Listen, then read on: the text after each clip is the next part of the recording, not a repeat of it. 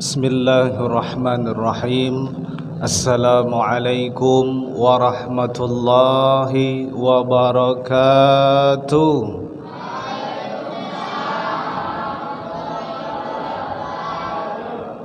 Alhamdulillah. Jawaban salamnya itu udah semangat, tapi masih terus ditingkatkan dalam hal menjawab salam.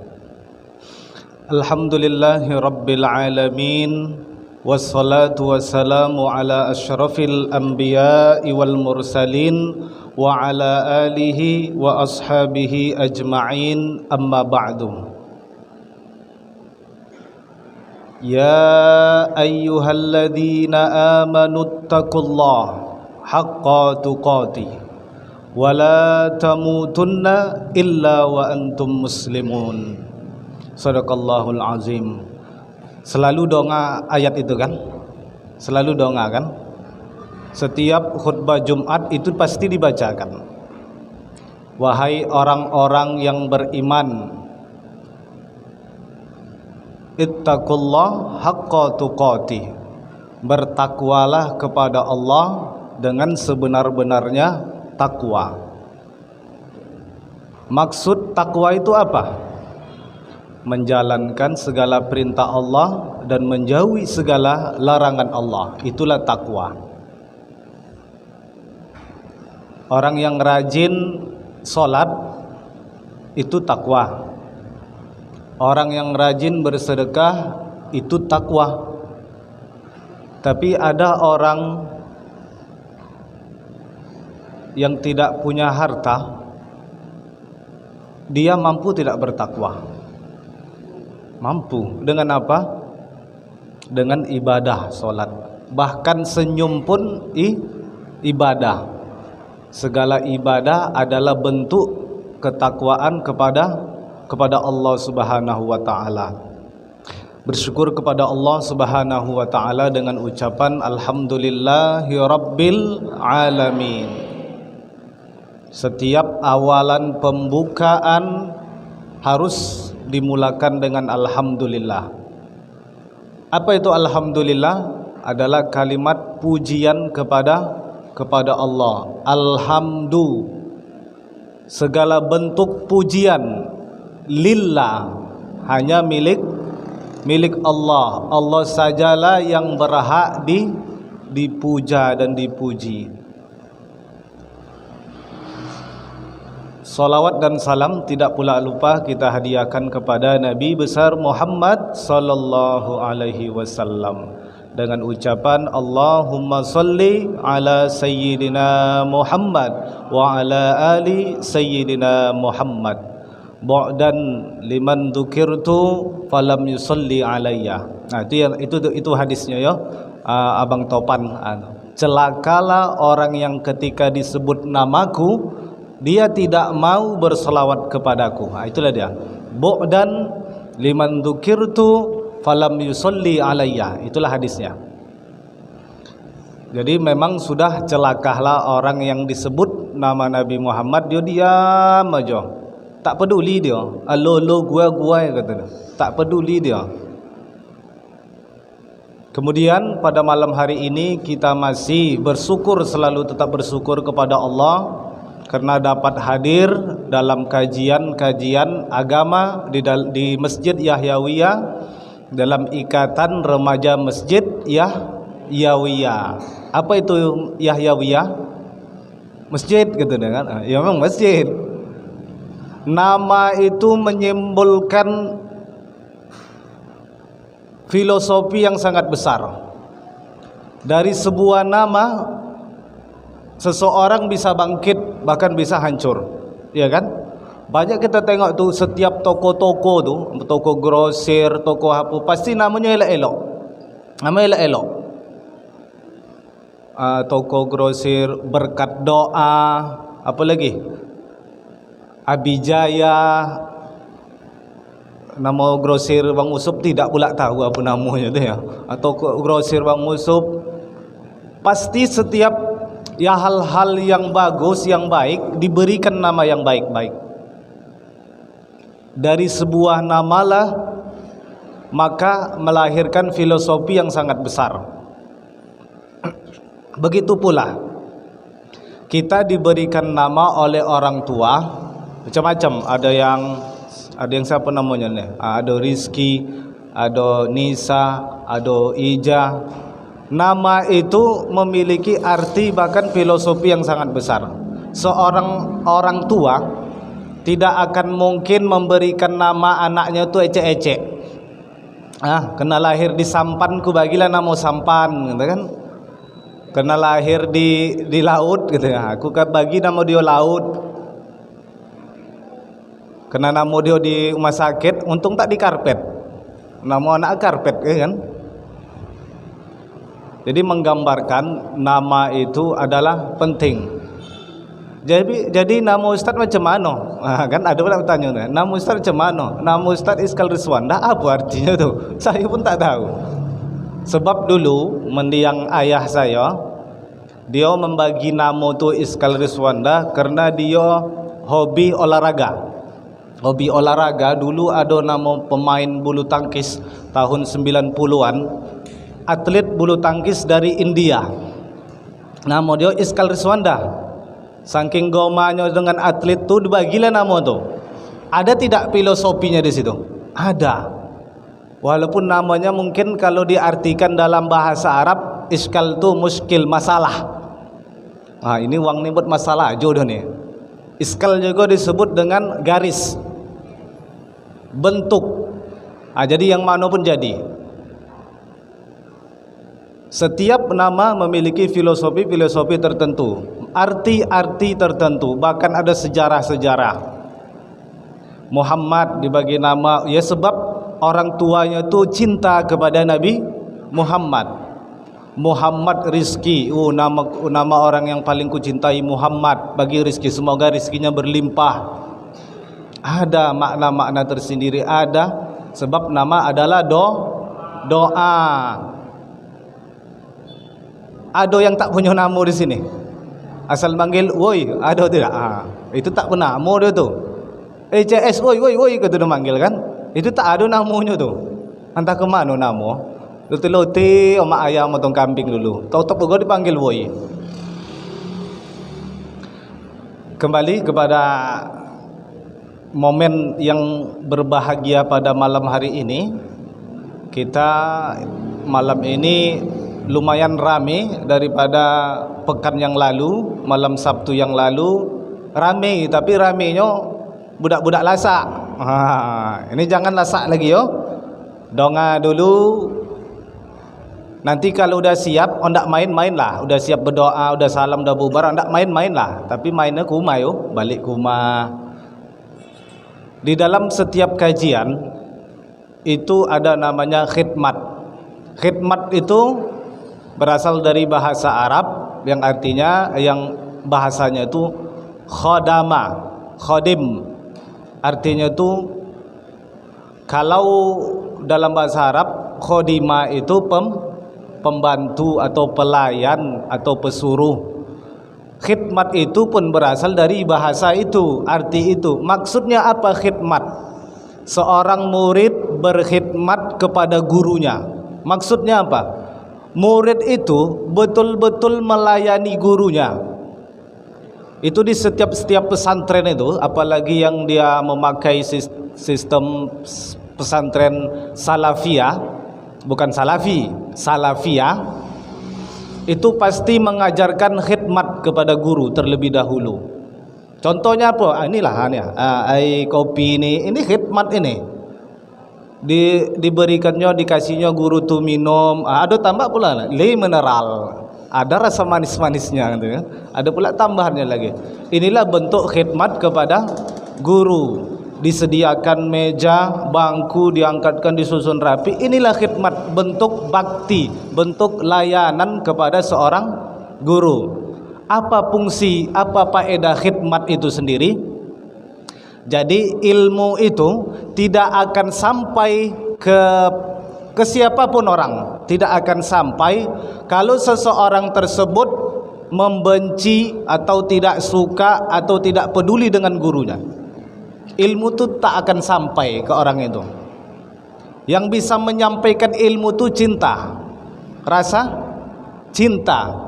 Cinta itu jangan kalian pikir yang lope-lope itu aja, tidak. Cinta itu rasa bahagia, rasa senang, suka terhadap guru. Suka itu dalam apa? Dalam ukhuwah. Ukhuwah itu apa? Persaudaraan. Maka seorang murid itu harus berkhidmat. Contohnya apa lagi khidmat itu? Kalau guru katakan anak-anak, adik-adik, murid-murid, diam, jangan main-main. Itu khidmat dari, itu perintah guru, maka khidmatkan, diam, duduk rapi, jangan bicara-bicara, jangan main-main. Itulah bentuk khidmat kepada guru. Cukuplah pembukaannya itu ya, tentang khidmat. Pada malam hari ini kita masuk kepada pelajaran fikih dasar untuk anak-anak. Biasanya di setiap pesantren itu menggunakan kitab Matan Ghoya wa Takrib, ya kan, atau Matan Abu Syuja'. Itu kitab dasar untuk belajar ilmu fikih atau fikih al-mawadhih. Itu ilmu dasar. Dan yang kitab pada malam hari ini yang kita pelajari termasuk kitab dasar Matan Safinatun Najah. Matan Safinatun Najah fi ma yujibu 'alal 'abdi limaulah. Matan itu artinya isi, redaksi. Safinatun Najah, perahu yang membuat keselamatan, yang menyelamatkan. Judul bukunya Perahu yang Menyelamatkan Seseorang Hamba dalam Menghambakan Diri kepada Tuhannya. Isinya apa? Oh, isinya itu pelajaran fikih semua. Babnya nanti ada bab wudu, bab solat, bab tayamum, banyak babnya. Ini kitab dasarnya. Kita tidak bisa, oh Ustaz kami tak maulah belajar kitab itu, sikit bona isinya, tak jelas, isi-isi inti-intinya aja yang ada. Ada nama kitabnya. Kalau dia matannya Safinatun Najah, kitab penjelasannya itu namanya Kashifatus Syaja'. Kalau Ghoya wa Takrib, banyak yang mensyarah kitab itu. Setiap kitab itu ada syarahnya. Syarah itu artinya penjelasan buku, penjelasan kitab lebih detail lagi. Di atas syarah ada namanya hawashi. Hawashi itu lebih jelas, lebih mendetail lagi, masuk dalil-dalilnya, Al-Quran, hadisnya, semua di dalam. Tapi untuk pelajaran dasar kita tidak bisa memakai kitab yang namanya syarah dan hawasyih yang paling tinggi. Kita memakai matannya dulu, isi daripada pelajaran itu. Siapa pengarang kitab ini? Pengarang kitabnya Syekh Alim Fadil Salim Ibnu Sumair Al-Hadrami. Ini orang Hadramaut. Tahu Hadramaut? Bukan Sakaratul Maut. Hadramaut, Yaman. Yaman Hadramaut itu negerinya para ulama. Ulama tahu kan? Yang ustaz-ustaz bosa itu, bukan saya ini ecek-eceknya. Yang ustaz-ustaz bosa itu, contoh Habib Umar bin Hafiz, siapa lagi? UAS belajarnya bukan ke Hadramaut. Yaman ya kan? Yaman juga lah kan? Ke Yaman UAS belajar. Banyak ustadz-ustadz yang besar-besar itu belajarnya dari sana. Dari sana menimba ilmunya. Pengarang-pengarang kitab itu banyak datangnya itu dari sana, Yaman, negerinya para ulama. Itu kebiasaan orang Yaman, apalagi yang perempuan. Seumur hidup perempuan Yaman itu keluar rumah cuma 3 kali. Cuma 3 kali. Pas dia mau nikah sekali, ya kan? Mau mati sekali. Mungkin sekali-sekali dibawa omaknya ke rumah saudara. Itulah perempuan di Yaman. Jadi ada kisah pengarang kitab, nama kitabnya saya lupa, itu pengarangnya perempuan. disebutkan di belakang kitabnya itu, pengarang kitab itu menyebutkan, menuliskan, kalau ada kesalahan, kekhilapan dalam penyusunan kata-kata dan isi daripada kitab ini, saya memohon maaf karena saya menulis kitab ini dalam keadaan menyusui. Perempuan, seorang ibu mengarang kitab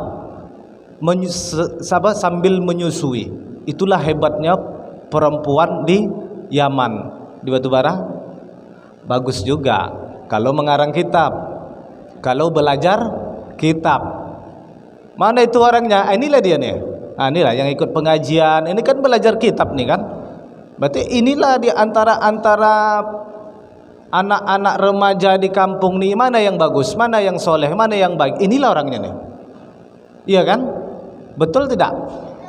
Betul, semangat betul ya. Karena jelas orang-orang yang mau menuntut ilmu tuh, itu orang yang diberi hidayah sama Allah. Sebab karena ada niat di dalam hati untuk belajar ilmu. Tidak semua orang sebaya kalian ini yang mau menuntut ilmu. Betul? Kalau semua orang di desa ini, remaja sebaya kalian mau menuntut ilmu, pono masjid nih. Pono. Mau talia duduk di sana nah. Siapa duduk di sana kalau ramai kan? Tapi alhamdulillah, ini kurang lebih 30 orang adalah nih kan? Alhamdulillah. Kembali kepada kitab ini tadi. Apa isi kitab ini?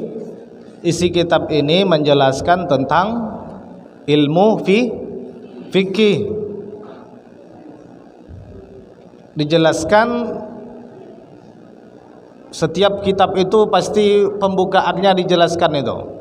Firman Allah Subhanahu wa taala, "Falaula nafara min kulli firqatin minhum ta'ifatun liyatafaqahu fid din." Falaula nafara min kulli firqatin. Kalaukan saja seseorang daripada kelompok, nafaron itu seseorang, nafaroni satu orang, dua orang, min firqah daripada kelompok, minhum daripada mereka, ta'ifatun liyatafaqahu fid din, hendaknya di antara satu kelompok itu manusia ada orang yang paham tentang agama. Inilah tuntunan dari Allah Subhanahu wa taala. Di desa ini, desa Indrayaman, hendaknya ada orang di desa Indrayaman ini yang betul-betul paham dengan ilmu agama. Jadi kalau satu desa ini tak ada yang paham, macam mana Ustaz? Kono doso gitu semua. Kono doso. Bayangkanlah tak ada satu pun di kampung ni yang paham agama, berdosa gitu semua. Setidaknya tidak ada yang paham, tapi ada yang mau memahami ilmu itu, agama. Apa itu? Pengajian.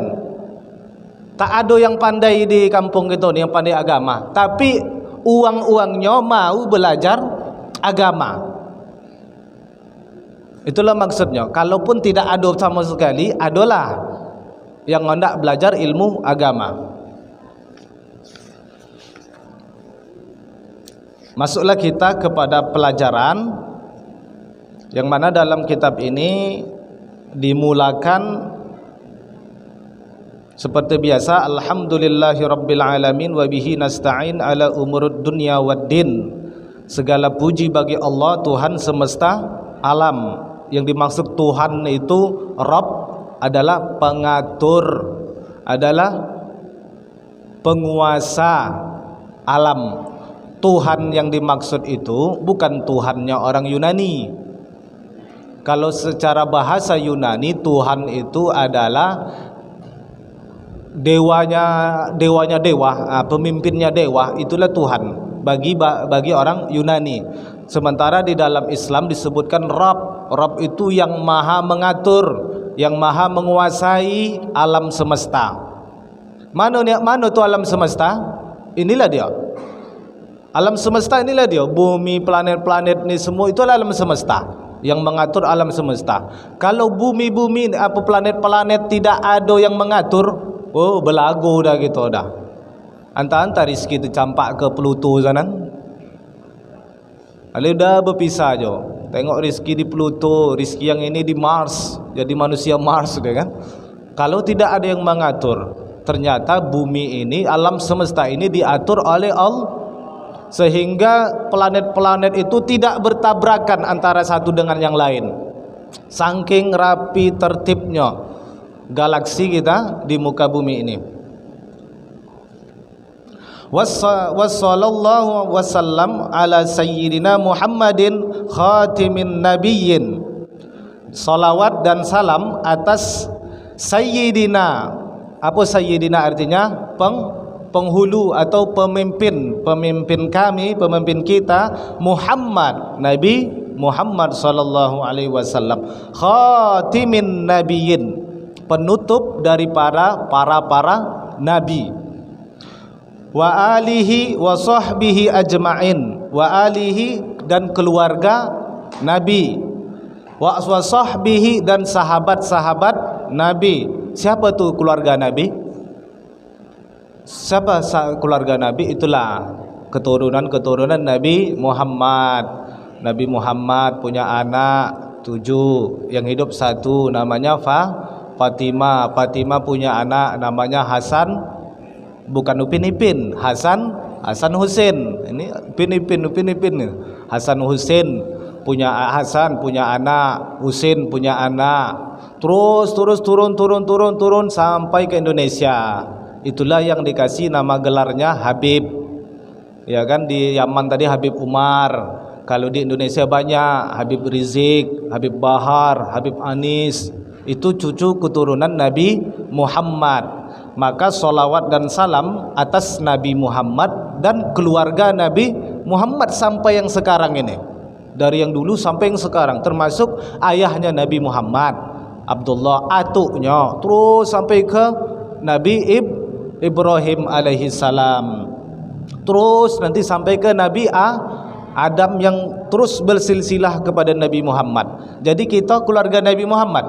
Tidak, kita namanya ikhwani kata Nabi, saudara Nabi, tapi bukan kandung.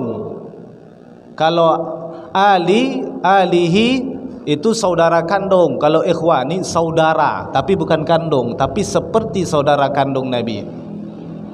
Inilah kita umat Nabi Muhammad sallallahu alaihi wasallam. Wala haula wala quwwata illa billah. Tidak ada haula wala quwwata, tidak ada daya dan tidak ada kekuatan, illa billah, kecuali Allah. Hil aliyil azim, billahil aliyil azim, Allah yang maha tinggi, yang maha agung. Azim tu agung, ali maha tinggi, azim maha agung. Faslun, kalau faslun dalam bahasa Arab, kalau diterjemahkan ke dalam bahasa Indonesia banyak. Kalau faslun bisa kelas. Kam fasluk? Ana faslul awal gitu, faslus sani, faslus salis, faslul rabi gitu kan. Faslun juga diartikan sebagai pembagian. Faslun juga diartikan sebagai bab. Jadi yang mana nih? Yang mana pun jadi. Faslun pasal. Kalau dalam bahasa Indonesia pasal. Kalau dalam bahasa kampung, wah cai pasal kau nih kan. Nah, cai pasal cai masalah. Maka artikan pembagian. Fi arkanil islami, di dalam rukun-rukun Islam. Arkanul islami khamsatun. Rukun Islam itu ada 5. Syahadatu alla ilaha illallah, bersyahadat kepada Allah. Syahadat itu maksudnya apa? Bersaksi. Bersaksi itu macam mana penjelasannya? Jadi contoh, ada tabrakan, tabrakan kan, kita kita nampak kejadiannya itu, oh itu Abah tu yang menyenggol dia sampai dia jatuh. Itu namanya saksi mata. Jadi yang diucapkan dia itu persaksian. Itu namanya saksi. Tapi di sini bersaksi dimaksud juga walaupun tidak melihat kejadian. Ada kejadian tabrakan tadi, kita tidak di tempat, tapi dengar suaranya, tapi tahu kejadiannya. Kejadiannya itu jam sekian, ini yang melanggar si Polan, karena dapat berita dari orang lain. Apakah itu persaksian juga? Saksi, tapi persaksian dari luar, bukan saksi dalam. Kalau di pemilu tuh, pemilihan pilkada presiden tuh, ada saksi dalam, ada saksi luar. Saksi dalam dia yang tahu semua apa yang terjadi di dalam TPS itu kan, di dalam tempat pemilihan. Saksi luar dia memantau dari luar, ditengoknya kejadian-kejadian yang kasat mata. Saksi dalam yang tak kasat mata. Namun syahadah di sini menyangkup semuanya. Jadi cemahanu kami menyaksikan, bersaksi kepada Allah, sementara kami tidak bisa melihat Allah, tidak pernah melihat Allah. Berarti persaksian tu tak bisalah diterima. Macam mana? Dijawab dengan yang namanya ihsan, iman. Iman tu apa? Tu'minu billah. Apa pengertian iman? Ayo, yang anak pesantren. Mana? Apa? Percaya. Apa makna ihsan? Ihsan tasdiku fil qalbi atau tasdiku bil qalbi, membenarkan di dalam hati. Ikraru bil lisani, mengucapkan, menyaksikan atau mengucapkan dengan lisan. Wal amalu bil jawarih atau wal amalu bil arkan, melaksanakan, melakukan amal-amal itu dengan anggota badan, dengan tangan, dengan kepala. Itulah ihsan. Jadi jawaban, jadi kita macam manalah tidak pernah melihat Allah, macam mana nak bersaksi Allah itu Tuhan? Kita tidak perlu melihat Allah, sebab Allah melihat kita. Persaksian maksudnya macam mana? Iman. Dengan iman, beriman kepada Allah tadi, mengakui Allah adalah pencipta alam semesta. Allah adalah Tuhan atau Rabb yang berhak disembah. Tidak ada Tuhan, tidak ada Rabb yang berhak disembah kecuali Allah. Itulah makna daripada syahadat, sah persaksian. Wa anna Muhammadan Rasulullah, dan juga bersaksi kepada Nabi Muhammad bahwasanya Nabi Muhammad itu adalah Rasul, utusan Allah. Artinya lagi pesuruh Allah. Yakin. Dari mana kita bisa meyakini bahwasanya Rasul itu adalah utusan Allah? Karena adanya mukjizat Nabi. Apa itu mukjizat? Apa? Kelebihan. Kurang tepat. Apa itu mukjizat? Keajaiban. Itu arti, kalau dalam bahasa Arabnya nanti panjang. Tapi makna daripada mukjizat itu sebenarnya juga keajaiban. Jadi Nabi Rasul itu memiliki keajaiban untuk ditunjukkan kepada umatnya. Oh, inilah tanda-tanda kenabian dia, nubuah, tanda-tanda kenabian. Contoh Nabi Musa, apa keajaiban, mukjizatnya apa? Membelah laut merah. ada manusia yang bisa membelah Laut Merah kan? Salah kan? Kecuali Nabi Musa tak ada kan? Sebab Nabi Musa membelah, bukan membela ya, membelah Laut Merah itu adalah mukjizat dari Allah kepada Nabi Musa, supaya ditunjukkan kepada umatnya bahwa Nabi Musa adalah seorang apa mukjizat lagi? Menotok apa namanya, batu menjadi ular, tongkat menjadi ular. Mukjizat. Apa kata orang Yahudi? Itu sihir itu, kata dia. Sihir kata dia. Padahal mukjizat.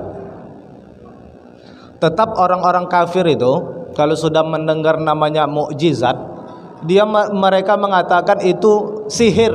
Mukjizat itu sihir katanya. Kurang ajar mulutnya itu. Sihir pula katanya. Jadi maling kundang dikutuk jadi batu sihir, jadi batu tuh sihir. Itu bukan mukjizat. Itu namanya kutukan ya, laknat Allah. Topan golak-golak aja dia. Bersaksi kepada Allah bahwasannya Nabi Muhammad adalah utusan Allah. Setiap utusan pasti membawa namanya perintah kenabian. Apa bahasa Arabnya perintah kenabian tuh? Syariat. Syariat berasal dari bahasa Arab yang artinya itu jalan. Syari' artinya jalan. Setiap nabi mempunyai syariat masing-masing. Nabi Adam syariatnya ada, Nabi Musa syariatnya itu ada. Apa nama kitabnya itu? Nabi Musa Taurat. Nabi Daud punyai kitab namanya Zabur, punya syariat. Nabi Isa nama kitabnya Injil, punya syariat. Nabi Muhammad Al-Quran, ada syariatnya. Apakah semua syariat itu berbeda? Berbeda? Jawabannya tidak berbeda, cuma syariat-syariat sebelum Nabi Muhammad tidak lengkap. Syariat Nabi Musa Taurat tidak lengkap. Itu hanya 10 peraturan. Nabi Daud, Nabi Isa pun tidak lengkap, dan Al-Qur'an lah, syariat Islam lah yang melengkapi semua syariat nabi-nabi yang ada yang lain. Jumlah nabi ada berapa? Sikit botol. Jumlah nabi 124.000. Jumlah nabi 124.000. Coba sebutkan nama satu. Poning loh. Tapi namanya yang disebut, yang kita pahami itu ada 25 nabi dan Rasul. Apa beda Nabi dengan Rasul? Nabi itu bisa saja dia mendapatkan syariat untuk diri dia sendiri. Nabi-nabi yang selain 30 itu, selain 25 itu, yang lain itu mereka syariat untuk diri sendiri. Tapi nabi-nabi yang lain itu, yang termasuk 25 Rasul itu, memberikan syariat juga kepada umatnya. Itulah beda Nabi dan Rasul. Kalau Rasul untuk semua, kalau Nabi bisa untuk diri Nabi itu sendiri. Banyak Nabi kan? Jadi jangan ada yang mengaku Nabi lagi, dah cukup.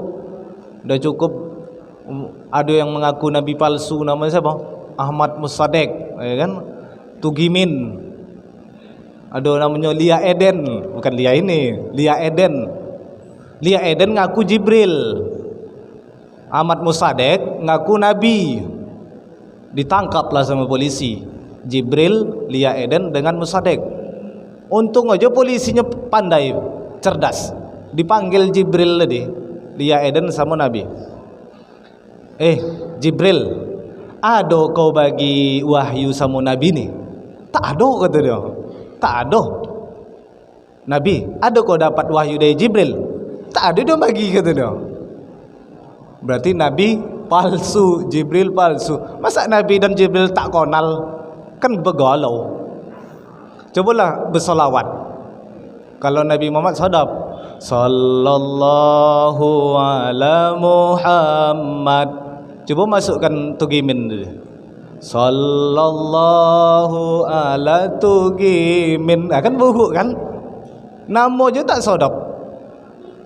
Ada lagi nama nabinya. Nama nabinya tu Nasrullah. Dari mana kau mengaku dia nabi? Ada ayat Al-Quran yang menyebut idza jaa nasrullahi wal fath. Ketika datang si Nasrullah membawa kemenangan. Kata dia mengaku nabi. Jadi kalau nama kalian ada dalam Al-Quran, jangan tidak mengaku nabi pula kan. Siapa ni ada yang nama dalam Al-Quran? Rizki ada nama tu. Tiba ngaku Rizki kan nama aku ada dalam Al-Quran. Mengaku nabi lah aku tu. Jangan. Dan bagi orang-orang yang mengaku nabi, hati-hati, itu dajjal. Itulah dajjal.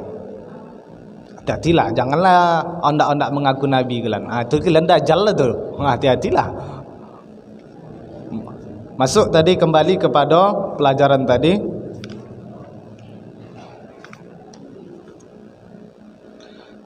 Wa iqamus salati, mendirikan salat. Rukun apa tadi itu? Rukun Islam.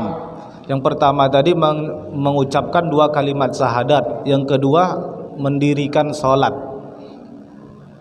Kenapa bahasanya mendirikan salat?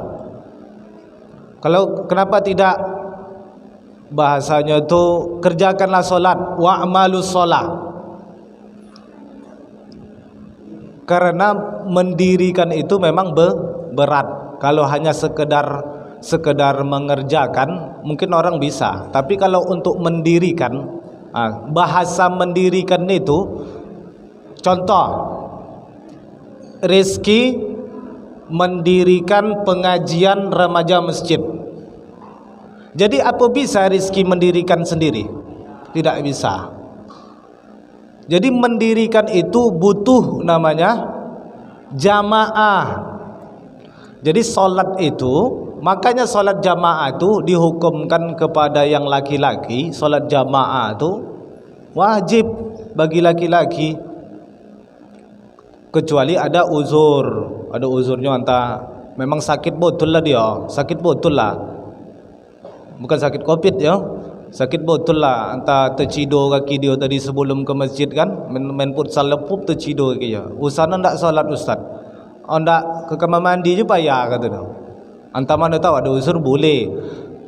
Cuma kalau tidak ada uzur bagi laki-laki solatnya di masjid, maka jadilah lelaki yang soleh. Kalau lelaki soleha kata, itu lelaki yang solatnya di rumah, itu soleha, lelaki yang soleha.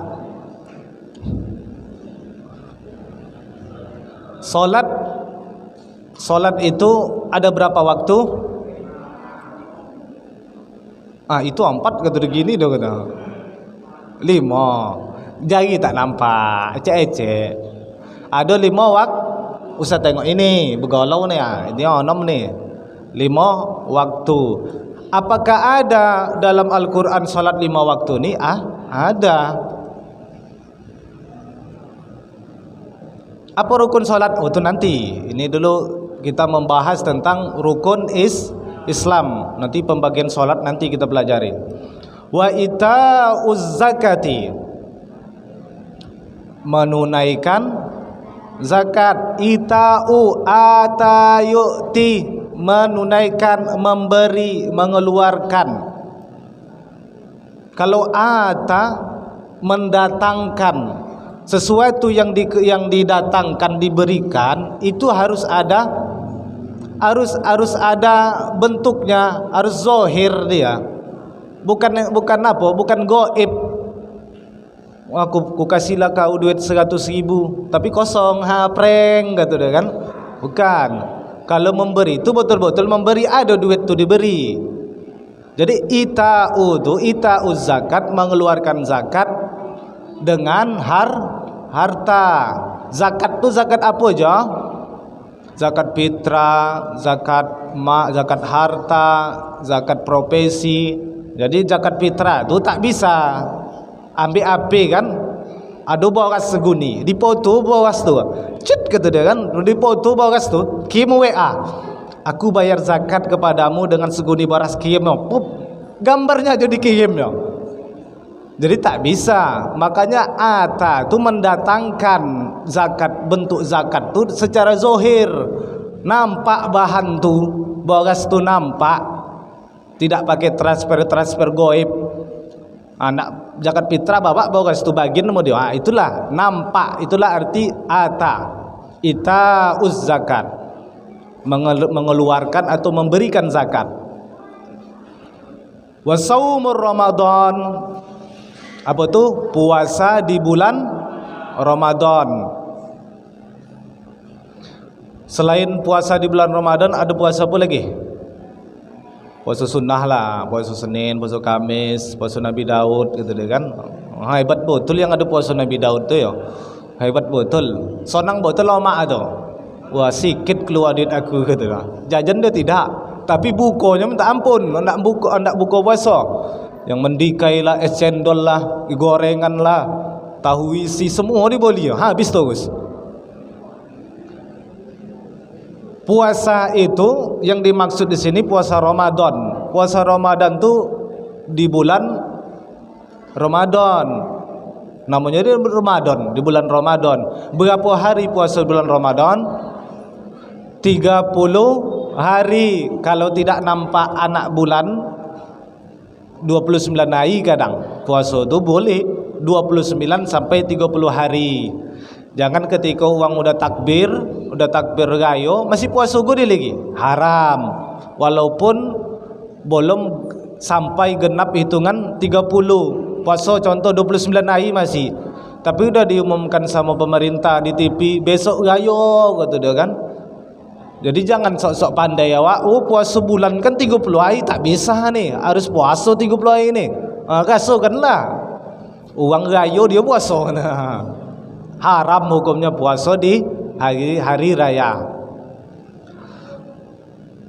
Wa hajjul baiti man istata'a ilaihi sabil, dan berhaji bagi orang yang mampu. Naik haji bagi yang mampu. Mampu di sini maksudnya apa? Ada orang yang berangkat haji mengeluh, dia punya harta banyak, bisa dia berangkat haji. Ada orang yang berangkat haji, anaknya ditinggalkannya tak makan, tak ditinggalkannya duit jajan anaknya. Itu namanya belum mampu. Yang udah mampu tuh 40 rumah ke kanan bisa dia selama dia berangkat haji, bisa dia ini nutupi makan uang 40 kanan, 40 kiri, 40 belakang muka. Tengoknya dulu, pantaunya dulu, oh ini gayo bisa ditinggal nih 40 hari. Barulah dikatakan bukan untuk diri sendiri aja. Tapi uang tu kan ada kojo, mau kok jadi pantau. Mana tahu ada anak yatim di samping rumah, di muka rumah ada uang susah. Oh tinggalkanlah bogas seguni ini yo, sebawas aku ndak naik haji. Aku tinggalkan sama kau seguni bogas 30 kilo, cukup-cukupkanlah selama ndak aku berangkat nih yo. Ini kau bogas. Itulah yang dimaksud mampu.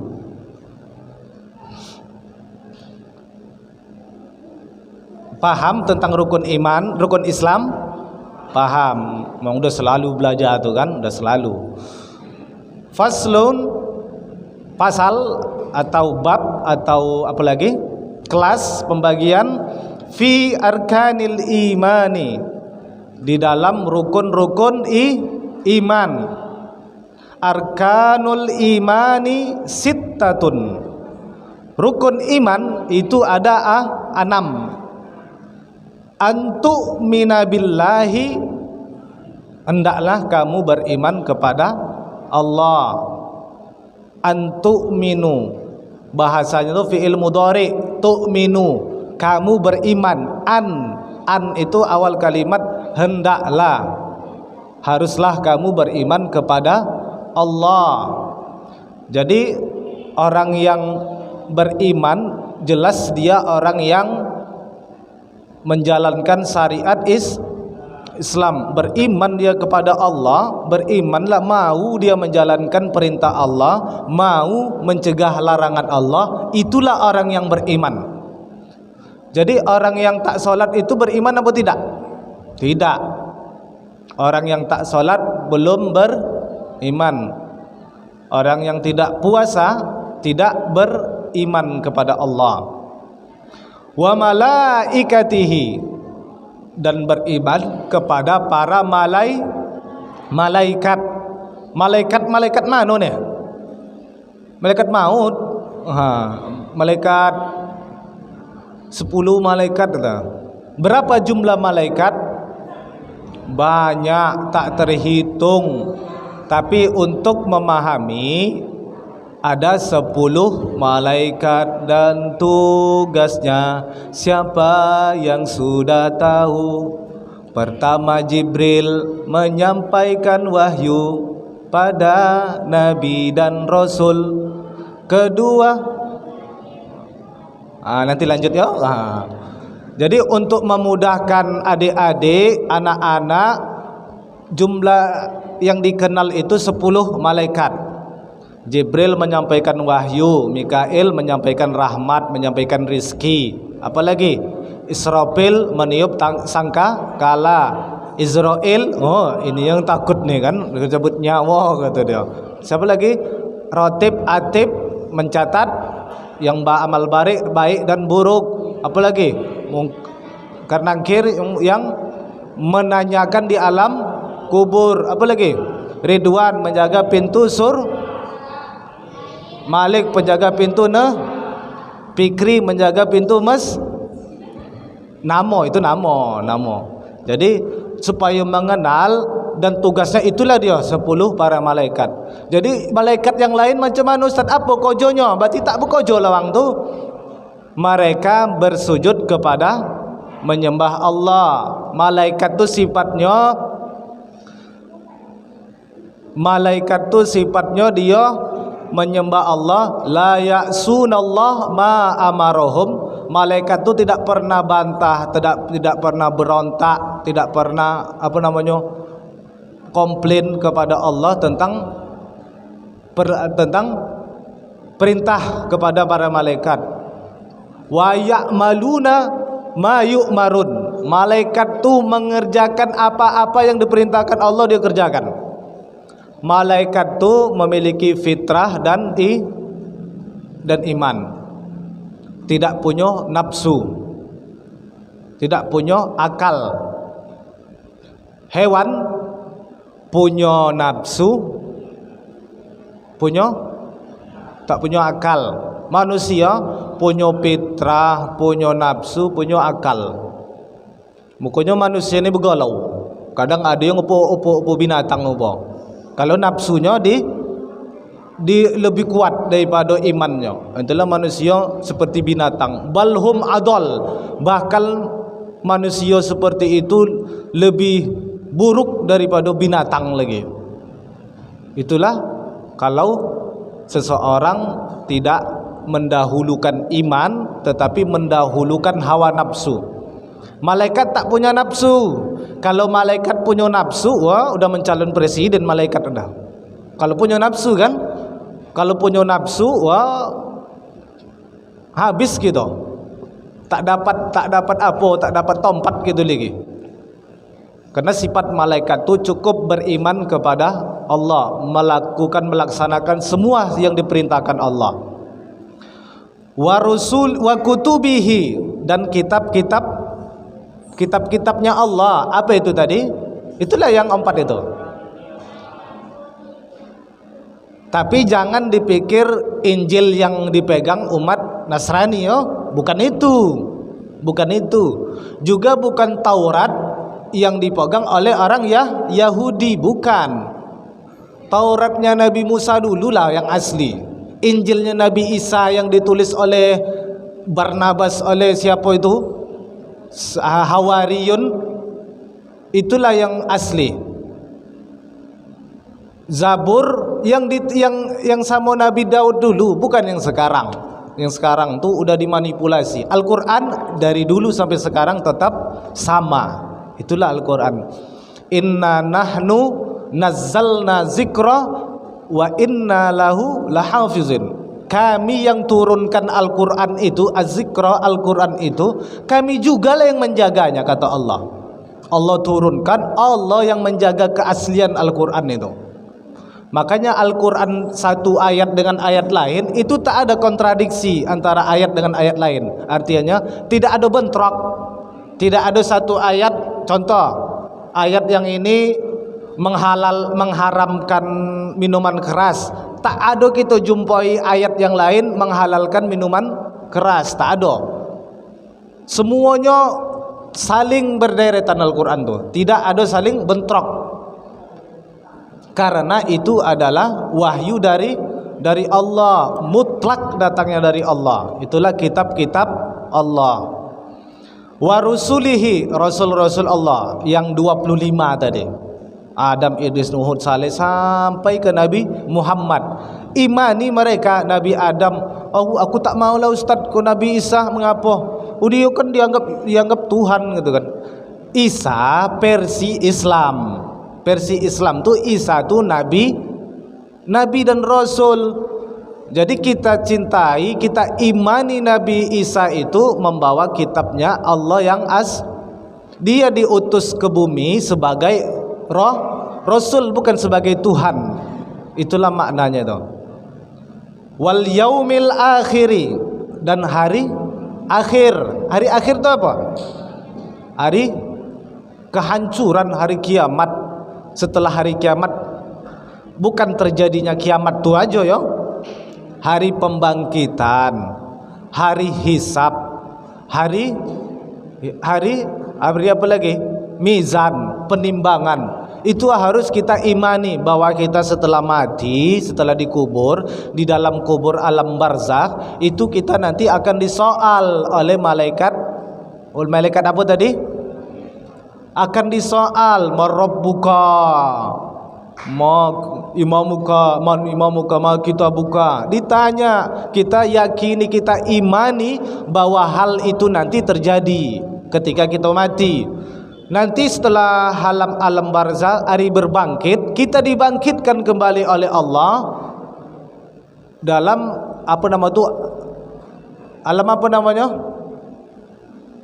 Saya lupa kan, ustaznya pun lupa nih. Alam barzakh, dalam kubur. Alam apa namanya tuh? Padang mahsyar. Kenapa disebut padang? Bukan padang Bukit Tinggi. Ini padang Cie 2 3 ampe gitu. Bukan padang itu. Padang mahsyar nih luas. Luas, tidak ada batasan, mahsyar. Disitulah hari penantian gitu, nanti berdiri sampai 50.000 tahun. Yang mana yang tidak beriman tadi, mata itu sejongkal, meleleh lah, utak-utak sampai ada yang berkeringat, tenggelam. 50.000 tahun tenggelam dia, wah, tu kelujut nyawa di situ. Udahlah mati, tak mau mati lagi. Udah mati, terkelujut dah tu. 50.000 tahun, yang mana beriman tu dikasih payung sama Allah, diteduh aja dia, duduk santai, minum apa nama, es lemon, ya kan, kasih jeruk di atas kan, kata dia minum. Seperti itulah contoh mudahnya. Yang lain kepanasan, terkelujut, awak sodop itu ada payung, sodop tidak. Kita yakini hal-hal seperti itu pun akan terjadi nanti. Inilah maksud beriman kepada hari akhir. Nanti kita ditimbang amal baik, amal buruk, yang 50-50, 50-50 amalnya, 50 dosanya dimasukkan ke surga, 49 pahala, 51 dosa neraka dulu. Membosian yang satu tu, walaupun satu je dosanya, bosi dulu di neraka, colok-colok macam teh tu. teh colup tu cup cup cup cup, selagi masih berwarna lagi belum lah lepas colup lagi tu, udah pindah golas lain, udah agak tak berwarna, nanti udah tak berwarna, baru masuk surga.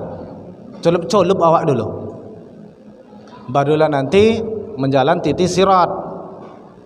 Yang mana banyak dosa tu, wah gamang lah demijak tadi tu kan, oyong-oyong dia, berdiji di situ ya kan, campak terus ke bawah tu.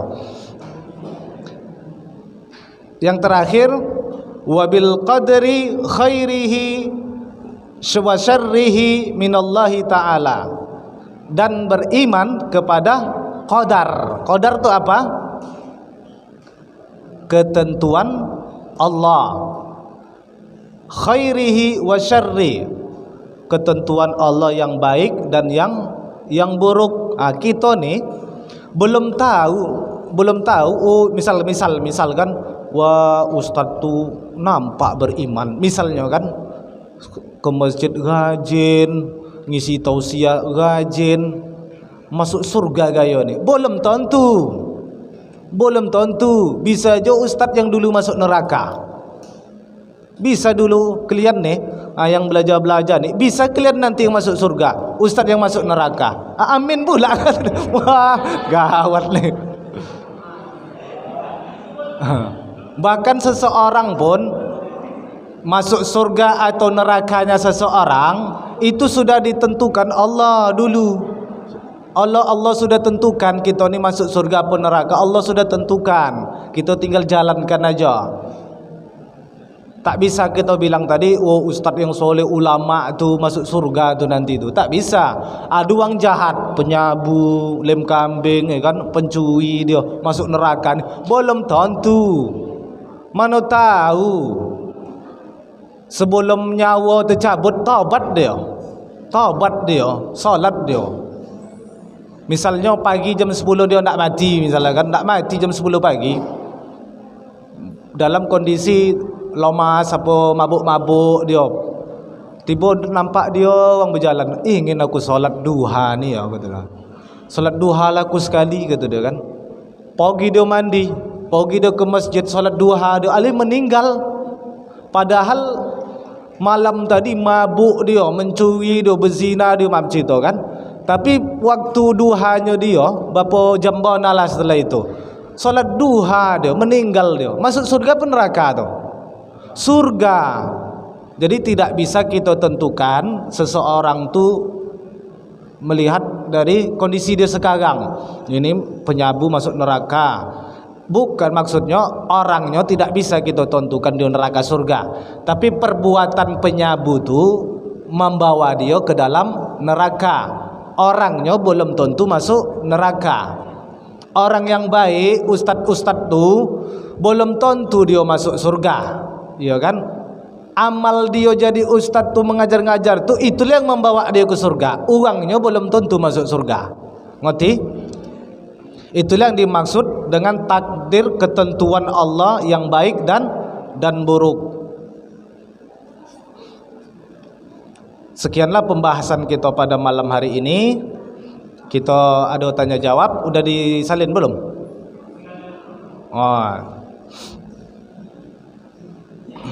Jadi ada pertanyaan juga dari orang-orang lah, termasuk tentang pribadi Ustadz sendiri. Ada yang bertanya itu, ini Ustadz Iskal ni backgroundnya macam mana basic dia sebenarnya, mengapa dia baru nampak tiba-tiba udah ke masjid, tiba bagi ceramah khutbah Jumat, rupanya dia tu pernah belajar agama dia dulu. Ada yang bertanya seperti itu kan. Pada kesempatan ini pun momen untuk perkenalan sekalipun, Ustadz jelaskan bahwa Ustadz dulu belajar di pesantren selama 6 tahun. Pesantren itu bukan seperti pesantren yang di Batubara, bukan. Pesantren saya itu pesantren yang di dalam pesantren itu mewajibkan menggunakan 2 bahasa. Selain 2 bahasa ini, setiap ketahuan botak, gundul, pukul pakai kayu yang beroti yang 2x3 tu. Itulah dipukul pagi itu. Bayangkanlah sekali pukul tedok Apa tu? Bahasa Arab dan bahasa Inggris. Jadi pesantren kami dulu di Deli Tua, nama pesantrennya itu Saifullah. Itu mewajibkan santrinya 3 bulan masuk dari pertama sampai ke 3 bulan dia sudah wajib berbahasa Arab dan bahasa Inggris. Tidak boleh ada satu bahasa Indonesia, apalagi bahasa kampung, tak boleh. Yang ketahuan habis.